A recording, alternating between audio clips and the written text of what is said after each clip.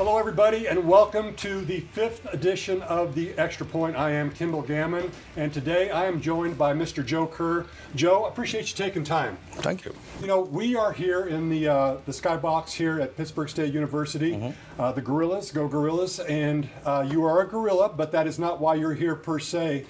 Just talk about what's going on, and we're going to get into that because I think you could explain it better than me. We did a replacement, or we're doing a replacement rather, on the synthetic turf field at the stadium here, and we're just finishing up the infill process.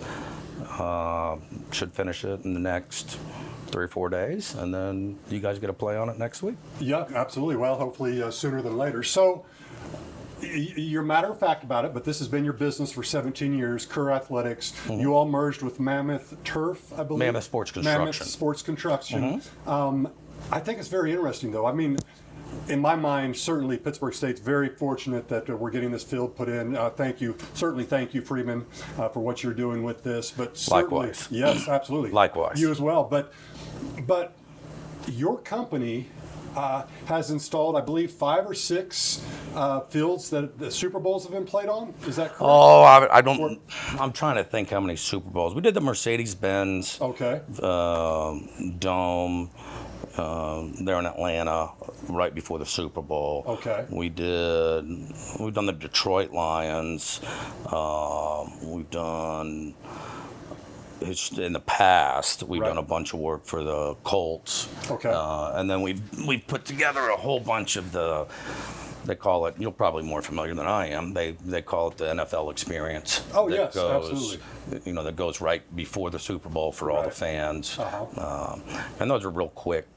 You've got to get in, you know, they shut down the city, you got to get in, bang it out, and, you know, 16 hours or whatever. Wow. And then they walk around on it and poke at it and do all kinds let the of fans tests, yes. let the fans kind of experiment and what have you, and then literally we have to then take it back up. Yep. And so we've done quite a few of those. Off the top of my head, I can. Right, quite a few. You're being humble, but let's go into this a little bit more, because I was told, if I'm understanding correctly, you know, that you have 7 or 8 crews, but 7 of those crews maybe, or several of those crews are field turf certified, which is the only. All of them are.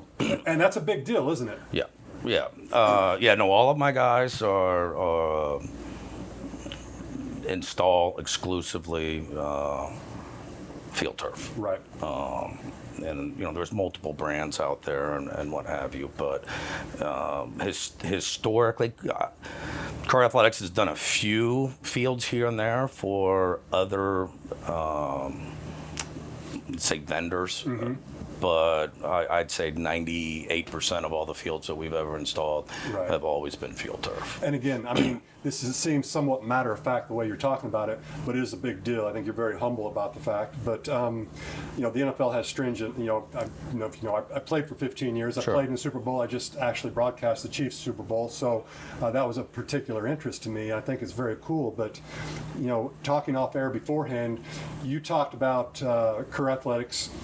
17 years, and you have a few people who are still on the same installation crew. I would assume that's I mean, kind of my kind of, I don't want to say my claim to fame or whatever, but what I'm most proud of, honestly, out of all of it, is in this industry, I guarantee you, Kerr Athletics and now Mammoth has the lowest turnover rate in the industry.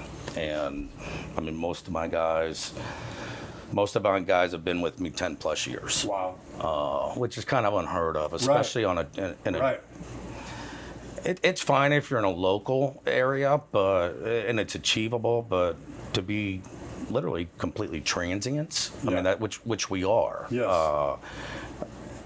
It's kind of unheard of, but they love me, I love them. I mean, that's all there is to it. I've been with you 5 minutes. I love you already, so we're good to go. So talk about that, though. I mean, that's a big deal. You know, I talk about leadership, team building, and you know, you're the leader of Kerr, and you've got these groups that you lead. Just talk about your mindset from a yearly to a day-to-day, and how you deal with folks and how you've built these teams so successfully. You respected them. I mean, that's it. That's awesome. That's it. I mean, that's all you've got to. I mean, that's not all you have to do, but you respect them, you're fair to them, you take care of them. They're more than just a person or more than just a body or a number. And that's why it's always been there.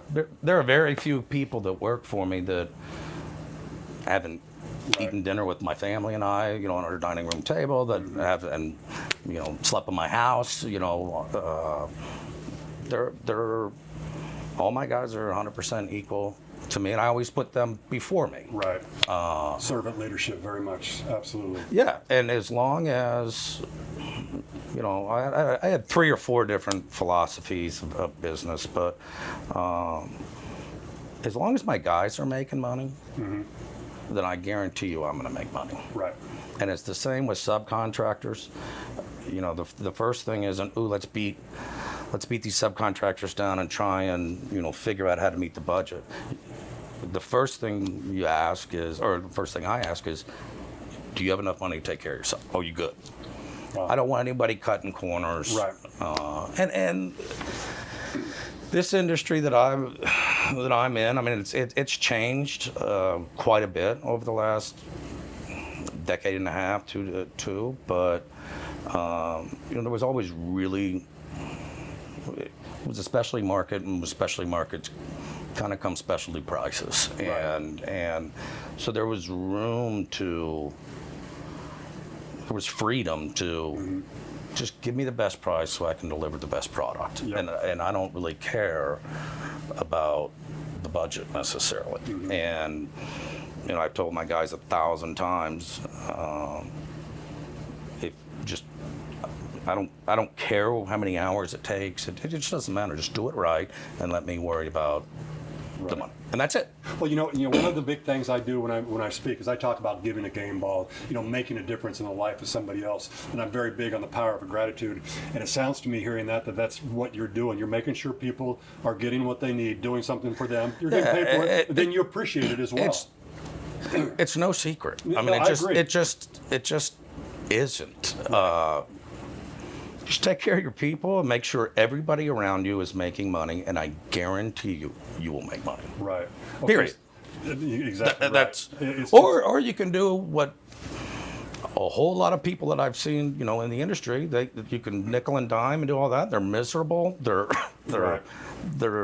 short-lived generally. I mean, when I started the company the first time I ever went to Field Turf, which is in Montreal, the first time I ever walked into their office, they had a whiteboard, and there were 36 different installation companies on the whiteboard. The last time I went up there were 5. Wow. So, and that's something unique about Field Turf too. Is Field Turf has really, and Mammoth for that matter, has really. And they always did this. They were real smart in the very beginning. They had no problems paying for the best installers, and I'm not going to say that I'm the best installer. That's not what I'm here to do. But they had no problems paying for it and securing it and securing that loyalty.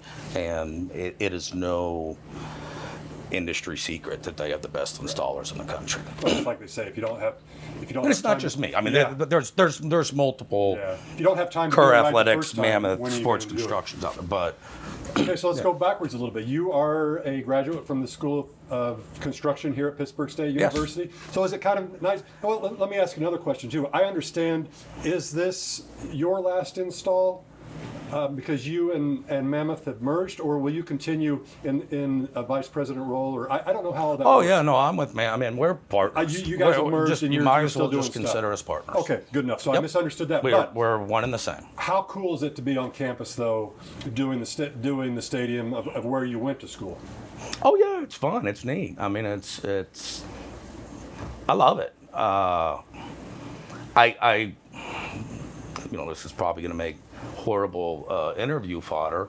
I try not to get too overwhelmed by the stadiums and what have you, simply because I need to focus on that product. No, that's a fair statement. And in a week, in a month, the next time I come down here with my kids, that's when I'll bask in the glory. Very but nice. Right now, I mean, I need to make sure that's right. Focused and that's in. it. Well, and I certainly appreciate you taking time. Yeah. So, And we've done Ohio State and University of Michigan, University of Minnesota, University of Wisconsin, Iowa State Hawkeyes, KU, K-State, Mizzou, plenty of. right. But you really can't. I've seen it happen too often, especially when they bring in some of the local contractors. You can't get caught up in the. Right.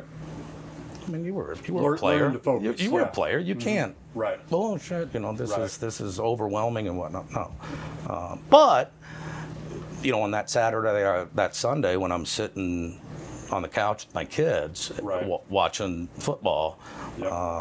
or with family and whatnot, then I can bet. We built that one, Right. and that's when I get excited. So. Gotcha. I know you asked a simple question and I gave you a long answer, Hey, but we both like to go on tangents. there you go. How about your time at Pittsburgh State? Can you tell me about a little bit about that? Was that enjoyable for you? It was. It was pretty impressive. I started school at a little private liberal arts college down in Texas, and after a couple of years, I realized it's going to be pretty hard to make a living with a liberal arts education. Trust me, my kids go to liberal arts. They have to go to a liberal arts college for 2 years, Right. but then they've got to do something. I'm actually pushing a few of them towards Kid State. Nice. I like that. Very, very good. But I knew I needed to make a living, Right. And so I had whittled it down. Really, I was like, all right, let me get in engineering, kind of construction management, engineering, field management, and I had it whittled down between Pitt State and K-State. I hope this doesn't get me in trouble. And K-State was more kind of the book smarts, I guess I would say. This is way more hands-on. This is practical. Right. And I steered here, and it hands down was the smartest decision I made. So, Right. Well, and it's we were swarmed by general contractors, and we had more damn job offers coming out of here, and rightfully so.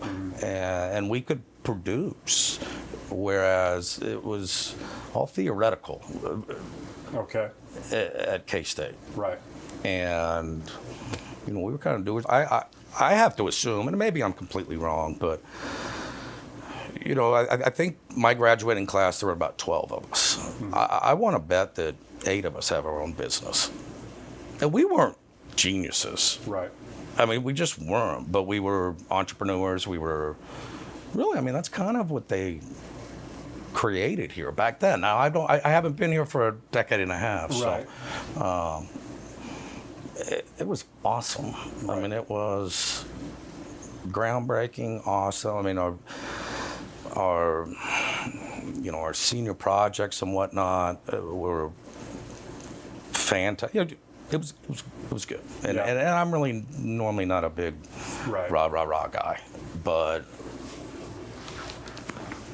yeah, I learned a lot. It was good, Yeah. and it was fun. But we won't go. We don't need to go We too don't far. need to, but we could a little bit. Well, certainly. yeah, but I'm always proud. I was an education major, but I talk about the School of Construction, College of Technology all the time from here, plastics, all kinds of different Yeah. things. Because, automotive tech here. There's other great ones here. But So those were the two when I unbelievably was great. here. Those Yeah. were the two big Yes. ones. Plastics, they were making the most money, and so was the automotive. The diesel. I think it was the automotive tech. Yeah. And the plastics guys kind of snubbed their nose at the construction boys, but we ended up doing all right. That was Right. that was just a little rivalry that we had over there. But yeah, it was awesome. When we started, I was over here on main campus, Okay. and then they built the new engineering building. Here's something that was cool: the engineering building. Half of us kids worked on it. Wow. We got hired by the contractors to come in after school, and hang insulation or it was awesome. Interesting. Yeah. Yeah, well, that's got to be cool to know that you had a hand in that. Yeah. What went on? It was. It was cool. neat. I didn't know that. So it's safe to say, obviously, and I'm a homer, but Pittsburgh stayed a good time. I know for me when I'm around. People recognize that split-faced gorilla and that logo, and I mean, oh sure, we've got I think some it's the B-roll only. We'll see, yeah, we'll see on the field. I mean, it's beautiful out there. I may be mistaken, but I think it's the only gorilla mascot in sports. Is that accurate? It is accurate, yes. Okay. I appreciate you being up on that. That's right, absolutely. And even if it weren't, we know it's the Well, best. yeah, So we just claim it. absolutely. We can do that too. So, you know, everybody has a point in their life, I think, maybe more than one point, where things could have gone one way or the other. I call it the 900. Sorry, but I call it the game changer. If you can think of one game changer that really got you going a certain way and has led you to where you are today, what would that be? Honestly, the biggest game changer to me, and I would say this to any student, I would say this to any kid: get married and have kids. If you're taking care of more than one person, you don't have time to fail. You don't have time to. If all you got to do is take care of yourself, I mean, yeah, not here. I'm sure there's a lot of people that do that and they're ridiculously successful. I would not have been, but I got engaged within, I don't know what it was, the 8 days of graduating, and got married 6 months later, and yeah, I mean, my best piece of advice, and I'm not saying it was getting married that was the game changer, or having my first child. I have 7, by the way. I wish I had 15, but Wow. Yeah, but it is. I mean, it's not to be philosophical by any means, but get married and have a family. And if you're taking care of more than one person, you do not have time to fail. Failure is not an option. Nope. Absolutely. We've got Apollo Nope. 13 going. I like Nope. that. So Very cool. I love the family aspect of that. That's what I'd say. I mean, turning point. There were a bunch. I mean,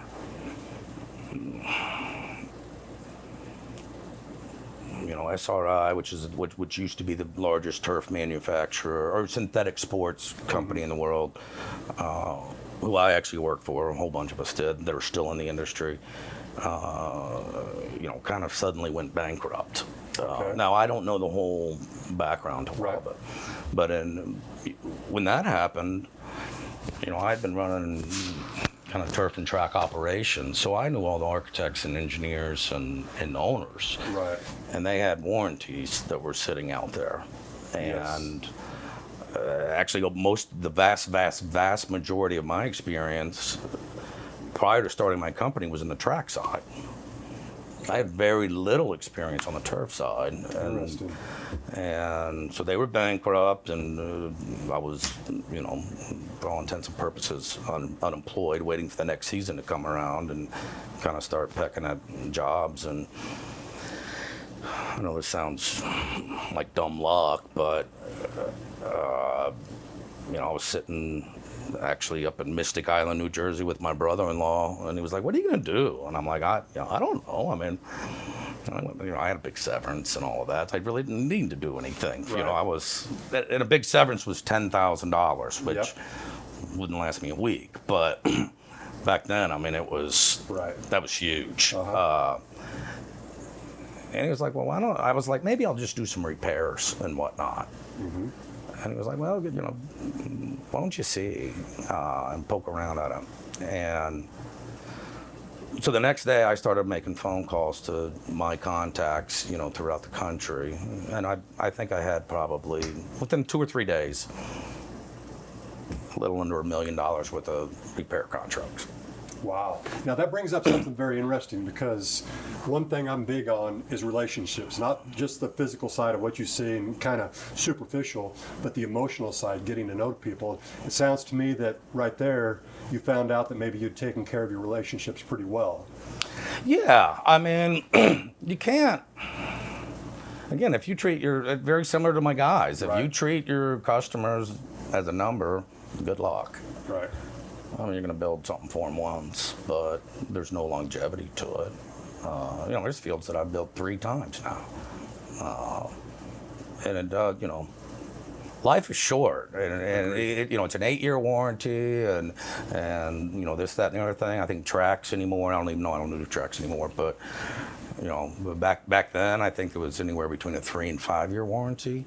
Maybe they bumped up to 5 and 7. Turf is, I think, 8 to 10. Boy, that goes quick. Exactly right. Well, and again, it's not done for free. So if you've got a relationship there that makes them want to decide, okay, we're coming back to them, then it pays off in the end, I think. Yeah. Okay, so it sounds to me, I was going to ask what your proudest moment was. I think I think from a personal side, it's probably the family and something. I'm curious what is there one thing that really stands out professionally? It's still the proudest I am is that my guys don't leave me, and I don't leave them. That's awesome. Period. That's it. We build a really, really, really good field, but my guys don't leave me, and I won't leave them. And seriously, if you put your people ahead of you, and wake up in the morning and you're not worried about how you're going to pay rent, you're worried about how they're going to pay rent, I guarantee you that will pay. That is awesome. That'll pay off. I love that. No matter what. That's the true essence of servant leadership, is putting others before you. Yeah, and I'm not not the top, but the bottom. Yeah, I don't. And again, like I said, I'm the same way with field turf. I want field turf to make money. Right. If field turf's not making money, I'm not making money. I want Mammoth to make money. I want every one of my subcontractors to make money. I want the person that's coming in and vacuuming the floor to make money. You make sure that everybody around you makes money, you will never go broke. That's awesome. Well, everything is not that I am some loaded. No, I mean, yeah, but you just won't. I mean, right. You won't. Yeah, it sounds like you really have your priorities in order, which is... Yeah, and I've got subcontractors that I've worked with. We've never had a contract, never. That's but we've been working together for 15 years. That's pretty cool. And, still, are you good? Are you covered? And they ask me, are you good? Now, I can't tell you how many times I've been taken advantage of because of that. And you get taken advantage of 9 out of 10 times, but when you find that one, you stick with it. Yeah, I mean it's all worth it, and the other people, you let other people show you their true colors. I'm no saint, trust me, but it's true. I mean, it's not there's nothing magic, in my opinion, to do. Just take care of your people. Okay, last one. Like I said, the name of this show is The Extra Point. So at the end, and you may have said it, but I always give my guests a chance to make that one extra point. Maybe one thing that you think is worth restating or something else. Worth restating. Get married and have babies. Nobody has ever in their life told me, I wish I had fewer children. Period. That's it. I like it. And go to church. But have babies. Very good. Well, that's it. That's Joe, I appreciate you coming on today. This has been fabulous. I can't tell you how proud we are at Pittsburgh State University. I say we because I went here. I'm the assistant to the president at Pittsburgh State. I love being involved with this, but just some of the stories you've espoused today and your values is just a really, really cool thing, and that's why I do this. Well, if you ask Jim Otter and those guys, I mean, I was a maniac, and I'm still a maniac. But we don't get to do that on TV. Unfortunately, the people that know me, they're gonna be like, what an asshole. I mean, but I can play the fun guy, and we can do all of that, and I'll have all that banter. But really, when it comes down to it, that's what drives it. Right. And no, that's it. I mean, to explain to some who don't know, Jim Otter is who? I know. Jim Otter, in my opinion, now I don't really know, but in my opinion, Jim Otter. Boy, I know this is going to make some people mad. Probably was the reason that engineering program was successful. Wow. I think. I mean, he was what I would say, at least in my opinion, as a 20-year-old kid, he was the quarterback. and he was awesome. I mean, he was unbelievable. He really was. So, yeah, I mean, Jim Otter, Mr. Flady, Mr. Timmy, Mr. Strength. There was one other guy, and I feel like a real jerk. But they clearly made an impression on you. They were great. Yeah, I mean, Jim Otter was. Is he still? I don't even know if he's still. Jim's still here. I was just speaking. I went to school with a gentleman who's a graduate of School of Construction, Tim Sinclair, a good friend of mine. He played football here at Pitt State, and I was asking him about Jim, and I just said, "Do you have any tidbits?" He goes, "Well, did you know that he's the highest level there is in martial arts, like a black belt or something?" No, I didn't know that. Yeah, and he said, he goes, and he sent me a picture. He goes, and this is the last person that you would think would be that, just joking about it. But Jim Otter was his advisor when he was school here, and so he's like you. He had I want to say that he was dang near every kid's mentor. I mean, we didn't say it, but he was very approachable. He was in charge, at least from what I saw. He was in charge of all the other professors over there, but he didn't make himself out to be any better than the rest of them. I mean, he was a born leader. I mean, he really was one of the very first. Really, I don't want to say leaders that I ever met, but he was a stud. Sorry, I mean. No, that's awesome. No, I appreciate that very much. I appreciate it. He is a stud. Right. Give me an A, would you? Couldn't. I mean, 25 years later, can you change my transcript? I guarantee you didn't give me an A, but I'll take one now. Yes, absolutely. Well, we're looking out the field, and that's definitely an A. I know you guys still got a little bit of work to do, but we appreciate you having you here. I appreciate having you on the Extra Point. You taking the time. You were just a joy to have, and if there's anything I can ever do, please let me know. And with that is the end of the Extra Point, episode 5 with Mr. Joe Kerr. I am Kendall Gammon. Take care. Laces out.